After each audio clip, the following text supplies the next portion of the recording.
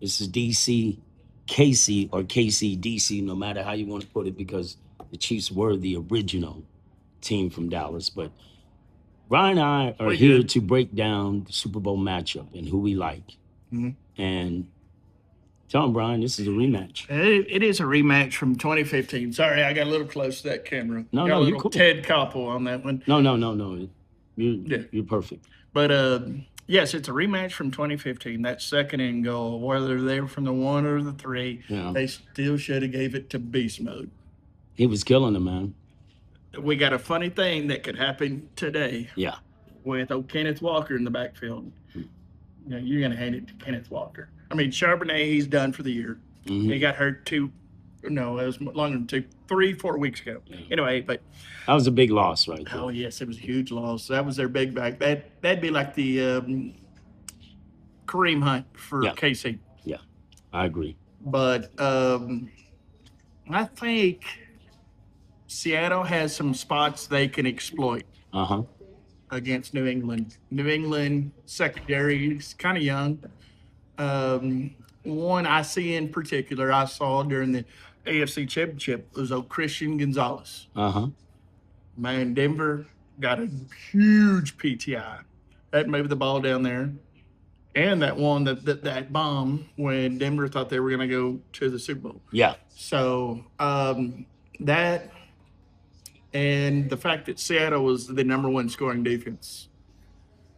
What do you think there, Frank? Um, I just caution everybody to think that it's a slam dunk that Seattle is going to win. You know, I'll bring up two instances: the Super Bowl between the Rams and the Patriots. That's the one that Tom Brady won his first title. Mm. That game, no one gave the Patriots a chance because you had Kurt Warner, you had Marshall Faulk, you had Isaac Bruce, you had all these guys. You know what I mean? And that game turned out to be a lot better. And then I'll bring up the matchup with on the flip side where the Patriots had Randy Moss and they were undefeated with Wes Welker and all those guys, and they go in there At and least so the Eli Giants. and the Giants beat them. You know what I mean? Yep. So what As I a think, wild card, yes. yeah, what I think's going to happen is it's just going to be an excellent matchup. We'll see how it works because both these teams are kind of fortunate to be here because there was other injuries that other teams had. It's like number one versus number two. Exactly. They gave them an easier path, you know? Like, for instance, San Francisco, for a better part of the year, they were missing Purdy, you know what I mean? And then they turn around and they lose their tight end. George Kittle. Yeah, they lose Kittle. But that on was the thing. They were still winning ball games, though. well, no, but where the injuries affected them, and I'm not no 49er fan. Y'all see me wearing this big old star on my helmet. I can't stand them.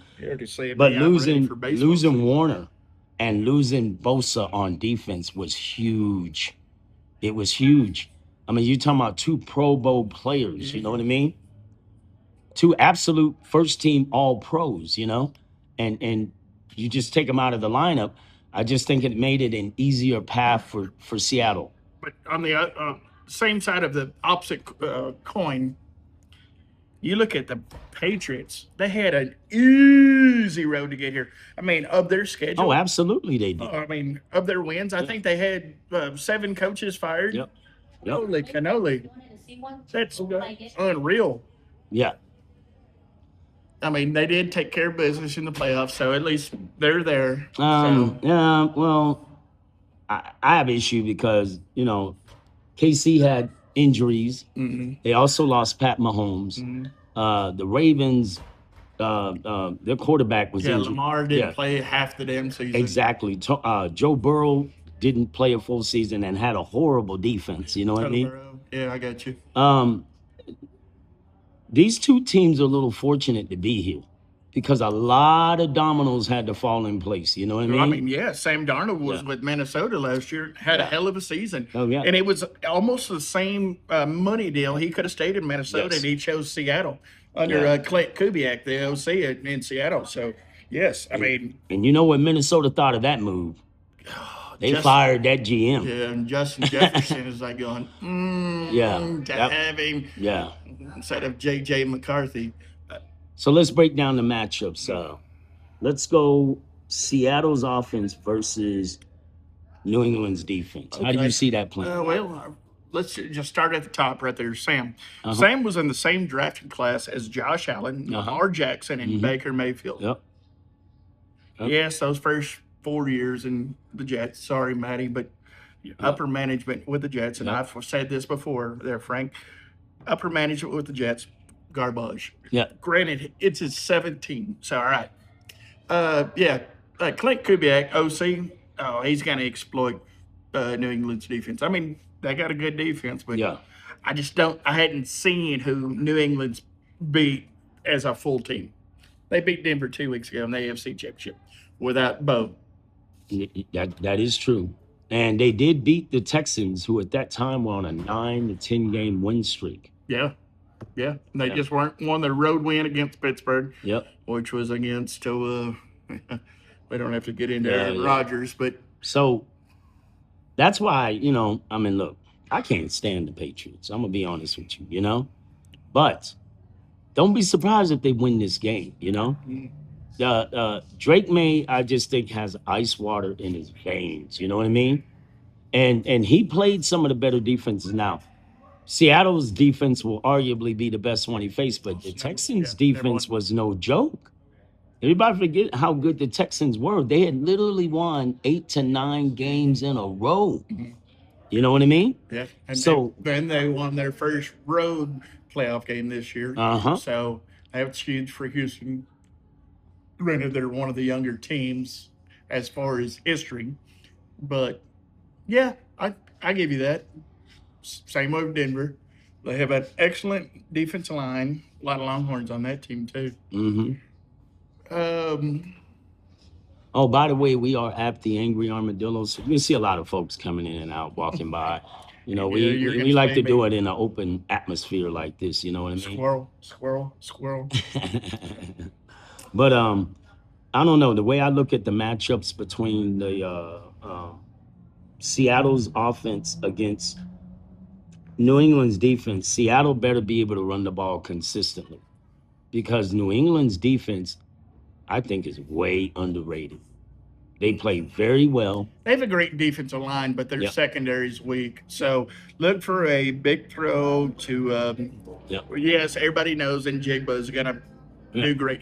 But Rashid Shaheed, I mean, look what he did against San Fran. A punt return and a kick return. Holy cannoli, that boy is fast as... So special teams is going to be very important. And that happens to be one of Mike Vrabel's specialties, because he was under Bill Belichick. So he's going to put an emphasis on special teams. So don't be surprised if they don't kick two. Yeah, they'll kick away from they'll kick him. Exactly. They're not going to let him be the difference in the game. I don't think so. That's fair too. Over-under is, I think, 45.5. On Wednesday, I made my prediction.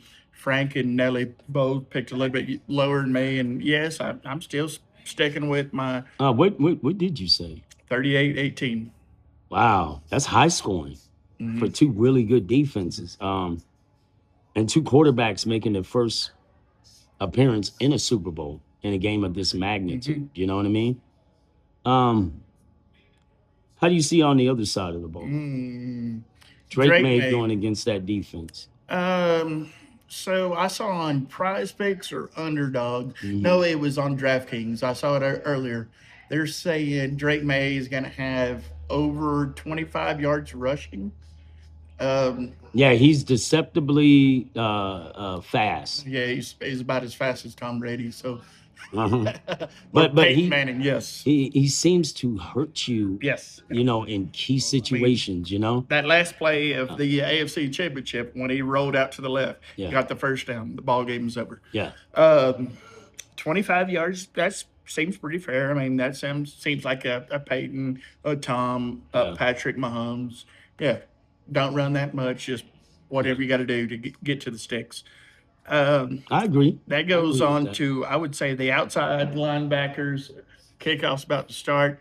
I would say it goes on the outside linebackers for Seattle and safeties, and obviously, safety secondary. So what would be the key for the Patriots to have success against that Seattle defense? What would you do? Give the ball to Stevenson.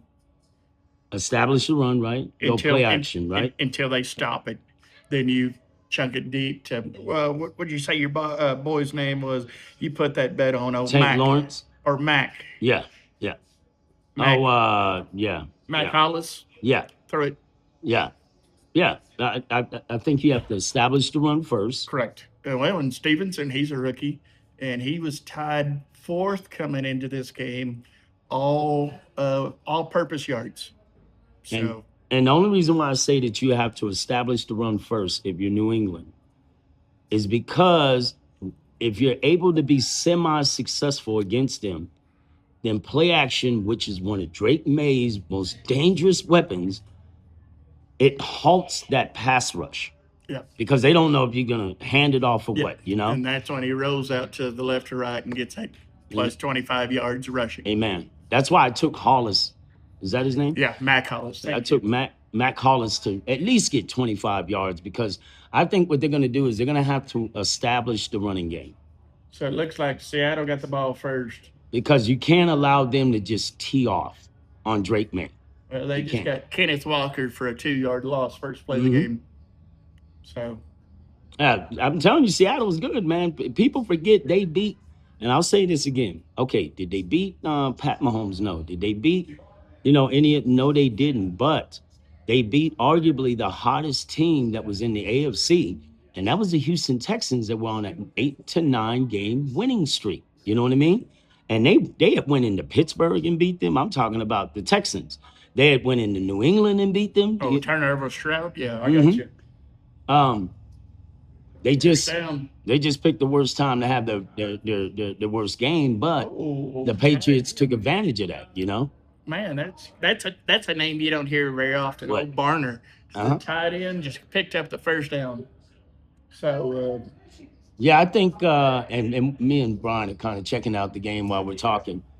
But I think whoever establishes the run and doesn't turn the ball over, big throw, is going catch.